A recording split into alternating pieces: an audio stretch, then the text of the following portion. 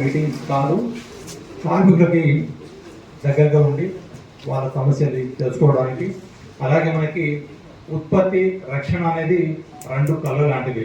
కంపెనీకి మనకు రక్షణ ఉండాలి, దాంతోపాటు ఉత్పత్తి ఉండాలి. దానిలో భాగంగా ఇప్పుడు మనకు వేసవి కాలంలో విద్యుత్ డిమాండ్ భారీగా పెరుగుతుంది. ఇటు మన తెలంగాణ రాష్ట్రంతో పాటు అటు ఆంధ్రప్రదేశ్, కర్ణాటక, మహారాష్ట్ర, తమిళనాడు ఎన్టీపీసీకి మనకు బొగ్గు సరఫరా చేస్తున్నాము ఇప్పుడు దాకా. అలాగే మనము అందరూ దాదాపుగా ఈ మైన్ చూస్తాము ఊళ్ళోనే దాదాపు ఇంటి పక్కనే ఉన్నట్టు అనేక లక్షల మందికి సింగరేణి తల్లి ఉపాధి కల్పిస్తుంది. ఈ సింగరేణి మరింత డెవలప్ కావాలంటే ఇంకా కొత్త మైన్స్ కావాలి. ఇప్పుడు ఈ మైన్ లైఫ్ మనం 4 ఏళ్ళు ఉంది, దాదాపు 40-50 ఏళ్ళ మనకు స్టార్ట్ అయింది. 1962 30 మంది ఉపాధి పొంది ఉన్నారు. ఇలాంటి మైన్ క్లోజ్ అవుతుంది. మనకి కొత్త మైన్లు రావడం కూడా చాలా ఆవశ్యకత ఉంది. ఈ 4 ఏళ్ళు అయినాక మళ్ళీ మనం ఓపెన్ కాస్ట్కి వెళ్ళాలి.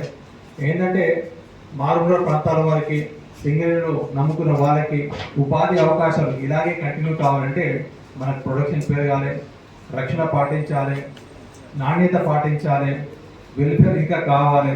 దాంతోపాటు మనం పని చేయాలి. ఇప్పుడు ఏంటంటే పని చేయడం చాలామంది మర్చిపోయారు. ఒకప్పుడు ఎంతో కష్టంతో, మీకంటే పాత జనరేషన్ వాళ్ళు ఇప్పుడు కూడా 50 నుంచి 60 ఏళ్ళ ఉన్నోళ్ళు చాలా బాగా కష్టపడుతున్నారు. వాళ్ళు అండర్గ్రౌండ్, చాలా మంది అండర్గ్రౌండ్ ఉన్నారు, అండర్గ్రౌండ్ పనిచేస్తున్నారు. కొత్త వచ్చిన వాళ్ళు మాత్రం ఏది మన ఉద్యోగం ఎక్కిన రోజు 2 రోజులు తిరుగుతుంటారు, ఏది నాకు సర్ఫేస్ కావాలని. సో కొత్త బ్యాచెస్ కొత్త వాళ్ళు, కొత్త పిల్లలు అందరు మనోళ్ళే. మీరు కొద్దిగా అర్థం చేసుకోవాలి, మనం ఏమి కాంట్రిబ్యూషన్ చేస్తున్నా, ఈ సింగరేణికి నేను ఏం చేస్తున్నా, నేను ఎన్ని టన్నుల బొగ్గు ఉత్పత్తి చేయగలుగుతున్నా, లేకుండా నేను ఎంత రక్షణతో ఉంటున్నా, నేను ఎంత క్వాలిటీ వర్క్ చేస్తున్నా అనేది అంత ప్రశ్నించుకోవాలి. మినిమం మనకి 8 అవర్స్ 8 గంటల కంటే 1 నిమిషం కూడా ఎక్కువ పని చేయాల్సిన అవసరం లేదు. అది కనుక ఉంటే మీకు ఎట్లా వచ్చే ఓటీ వస్తుంది, అండ్ సండేస్లో పనిచేస్తే ప్లే డేలు వస్తుంది, అండ్ పిహెచ్డి మీకు నేషనల్ హాలిడేస్, మిగతా హాలిడేస్లో వస్తూనే ఉంటాయి. సో ఎక్కువ ధ్యాస మనకి ఓటీ పిహెచ్డి పైన చాలా మంది ఉంటుంది. ఆ బాయిలో ఎంత బొగ్గు అనేది మనం పట్టించుకోము. సో కొంచెం మన తీరు మారాలి. ఈ రోజు కనుక మనం ఈ మైండ్లో కాస్ట్ ఆఫ్ ప్రొడక్షన్ 7,889 రూపాయలు, అది మనం అమ్మేది 3,916 రూపాయలు, మళ్ళీ 4,000 రూపాయల టన్ను ఎవరు వస్తారు చెప్పండి? దీన్ని ఎవరు బాధ్యత తీసుకుంటారు? మరి 8,000 రూపాయల టన్ను బొగ్గు అమ్మడానికి బయట మనకు పక్కనే మన నాగపూర్లో 2,500 దొరుకుతుంది. 2,500 ఆడ వదిలిపెట్టి 8,000 దగ్గర కొంటారా? కొను రావాలి. అందరూ అంకిత భావంతో పనిచేయాలి, అందరూ అంకిత భావం చేయాలి. ఫ్రీ మాస్టర్లు చెలవు, ఏ యూనియన్ అయినా సరే. ఇప్పుడు తప్ప అందరూ మేనేజ్మెంట్కి సహకరించేవాళ్ళే.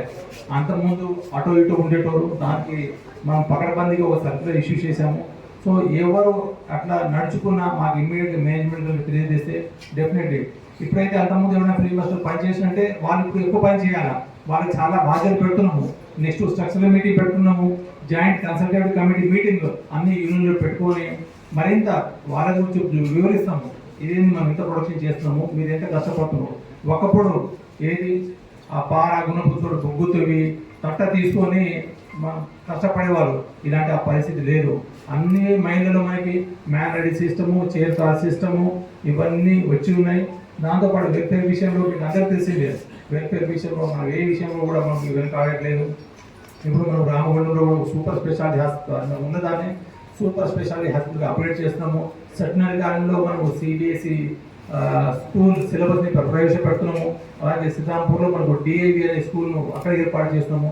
మరింత ఇంకా తర్వాత కొత్త క్వార్టర్లు అంతకుముందు చిన్న క్వార్టర్లు కార్మికుండి అవి కూడా ఇప్పుడు పెద్ద క్వార్టర్లు 1,000 క్వార్టర్లు కూడా మనం కట్టడానికి ప్రయత్నాలు చేస్తున్నాము.